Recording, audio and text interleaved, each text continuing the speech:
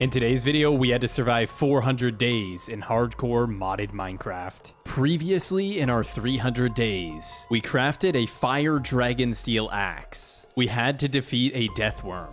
Our base was invaded by the Devastator.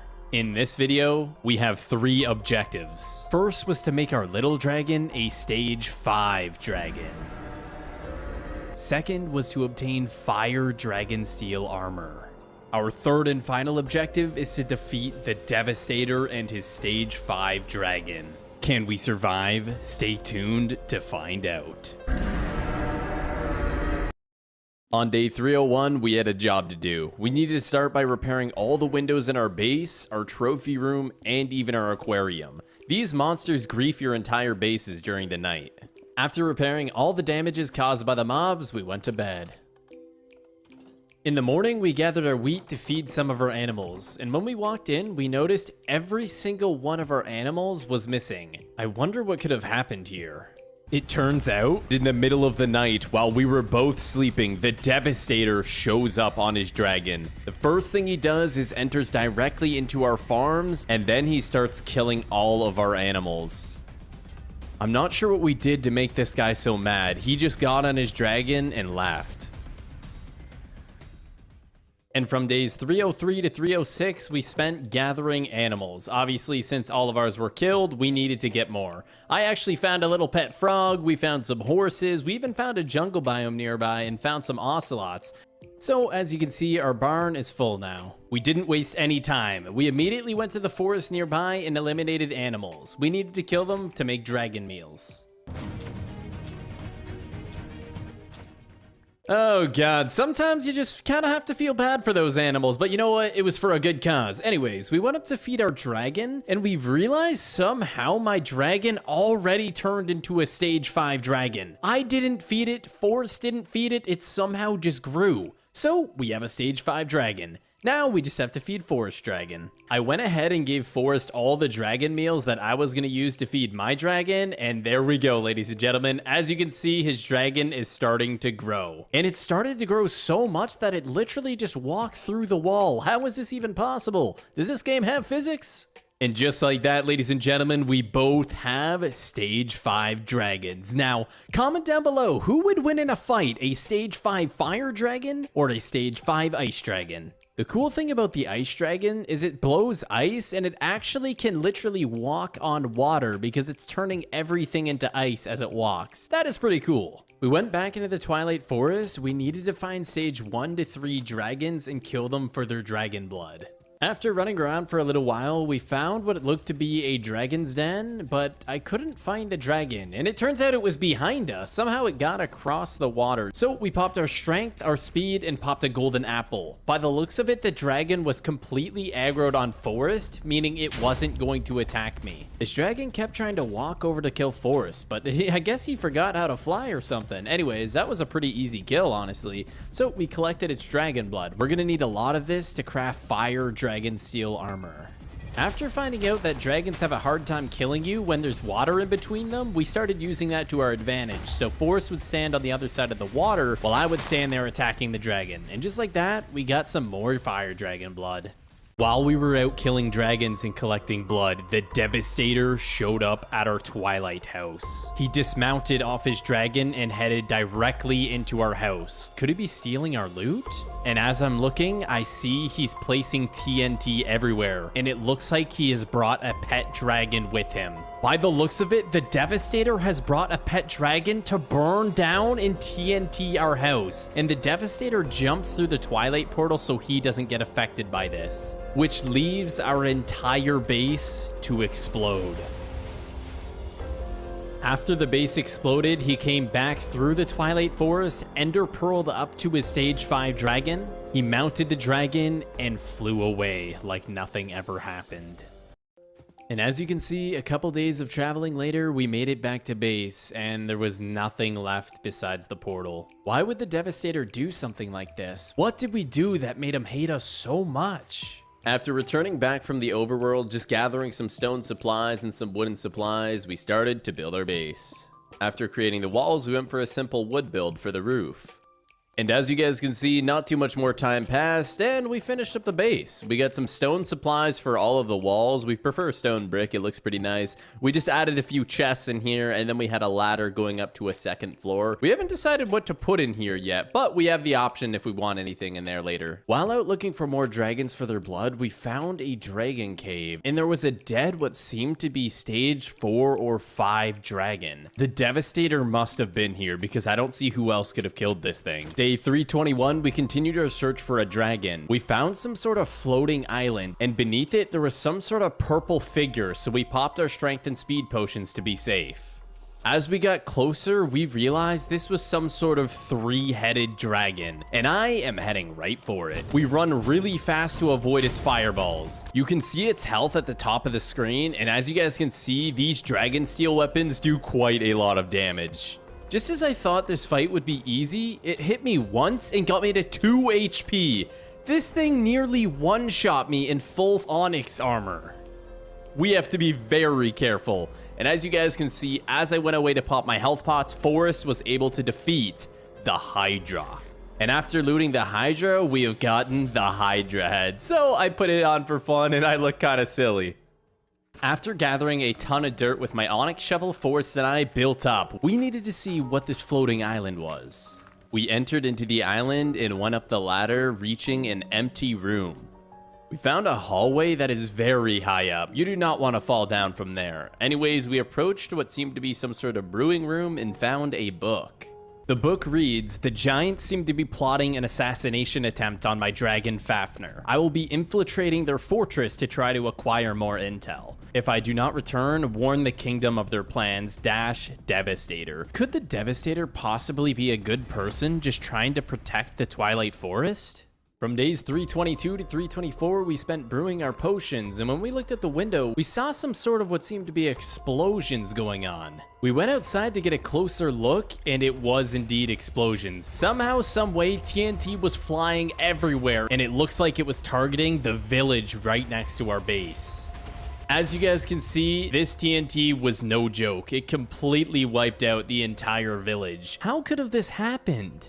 We decided to get a closer look, and in the sky, we see fire coming down, and it looks like it's the Devastator's dragon. The Devastator was behind this. He blew up the entire village next to our base. And as you guys can see, the village is no longer there. It has been completely destroyed. For the next 5 days, we scavenged around the Twilight Forest looking for ice dragons. We needed to collect ice dragon blood, that way we could create ice dragon steel armor. So we walked up to the dragon, giving it a smack, waking it up. And since the dragon was fully aggroed on Forrest, it just allowed me to get a crap ton of free hits on it. And just like that, we were able to kill the dragon. And we collected the ice dragon blood. So we spent the rest of those 5 days killing a bunch of ice dragons to get all of their ice dragon blood. While we were returning back home, we found some sort of massive lair or mansion. We weren't even really sure what it was. We got a bit closer, and this thing literally looked like it went to sky limit. This thing was massive. Anyways, we walked right in, and we weren't sure if anyone was home, so we crouched to keep it quiet. We heard a dragon roar from outside, and there it was. It was coming straight for us. We went and greeted the dragon at the front of the door. Since the dragon was aggroed back onto Forrest, what I did was I kept hitting it out of the doorway. That way it wasn't able to hit Forrest, but I was still able to keep hitting it. And just as the dragon breaches, we were able to take him down. We're starting to learn to use the terrain as a big advantage when fighting dragons. Once making it to the top, it definitely was a lair. There was a little brewing area here, a bunch of chests, and I even found another book inside of this shelf. Inside of the book, it read, "The giants will pay for the relentless killing of our dragon family. The Devastator will be remembered as a horror story for the land of the giants. Fafnir and I will receive aid from zombie hordes to assist us in our conquest. Let this be a historic day for our kind." After we returned back to base, we took down the dragon walls around our dragons. That way they have a lot more room to move around. And then we started working on creating our Ice Dragon Forge. This is what we're going to use to be able to make Forrest Ice Dragon Forge armor. After combining the Crucible Steel Ingots with the Ice Dragon Blood, the dragon starts blowing all of the ice at the Dragon Forge, creating an Ice Dragon Steel Ingot. We put our Crucible Steel Ingots in with our Fire Dragon Blood, and there we go. Now my dragon is crafting Fire Dragon Steel Ingots. The next step was to, of course, create our fire dragon steel armor. And just like that, we enchanted it with protection 4.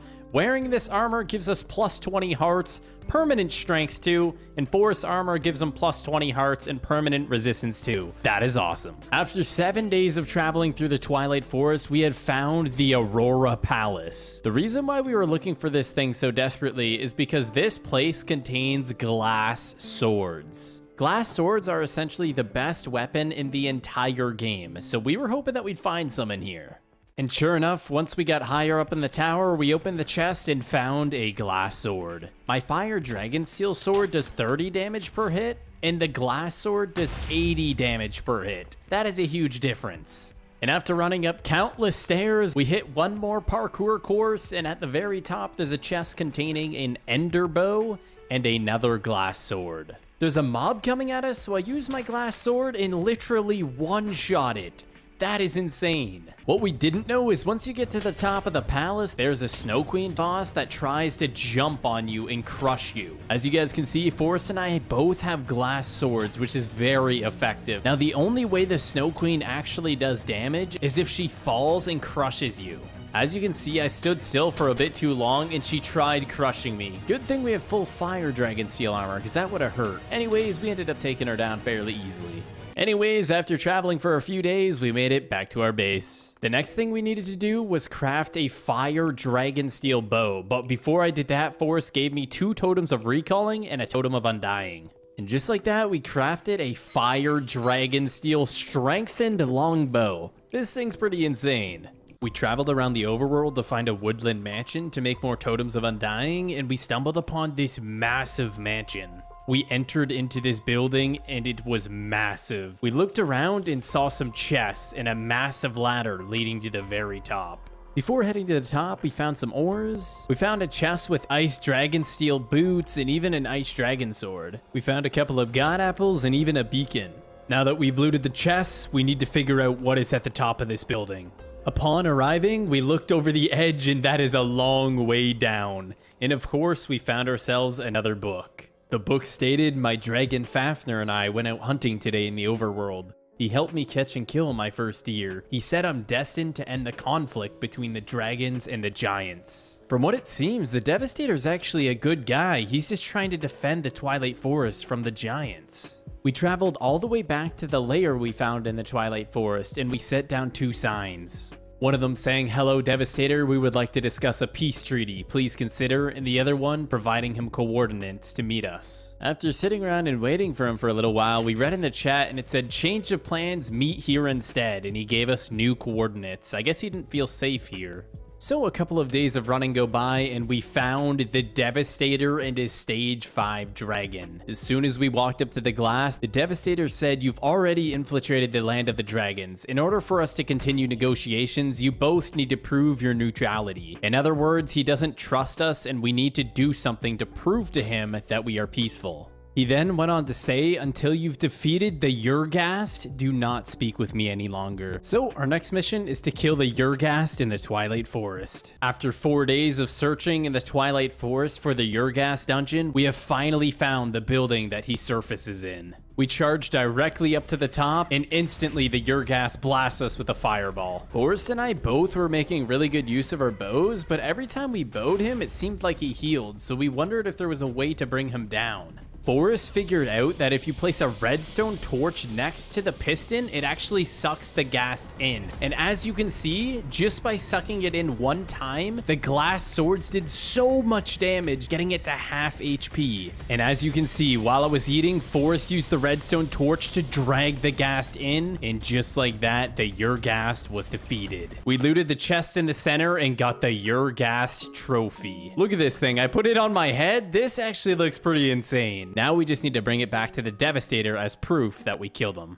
After a few days of running, we have made it to the Devastator. I went ahead and placed down a fence, and Forrest placed the ghast trophy on the fence, proving to him that we killed him. And the Devastator said, "Wow, I didn't expect you to return. You have proven yourselves worthy. However, to fully gain your trust, you must assist us in conquering the Giants' Fortress." From what it seems, the Devastator wants us to help him defeat the Giants. And from days 383 to 386, we spent making golden apples, brewing up potions in preparation for this battle. After a few days of flying, Forrest and I have arrived at the Devastator's dome. We dismounted our dragons and parkoured our way over to the front. And in the chat, the Devastator said, "Follow me," and the barrier around him disappeared. So it was time, ladies and gentlemen, to fight the giants. We mounted our drakes and followed the Devastator. After traveling for what seemed to be thousands of miles with the Devastator and Forrest on our dragons, we have finally arrived at the location. The Devastator brought us through what seemed to be some sort of jungle of thorns, so we had to be careful not to die in here. Good thing they don't do too much damage. We found ourselves in a massive white castle, and we are following the Devastator up the stairs into a pink room. There beholds a giant. Before fighting, we pop our speed and run directly at the giant. We were able to take these two down fairly easily because of our glass sword, but this is likely not going to be all of them. As I walk outside, I hit an Enderman and it teleports me to the very bottom, and there's 3 giants waiting for me.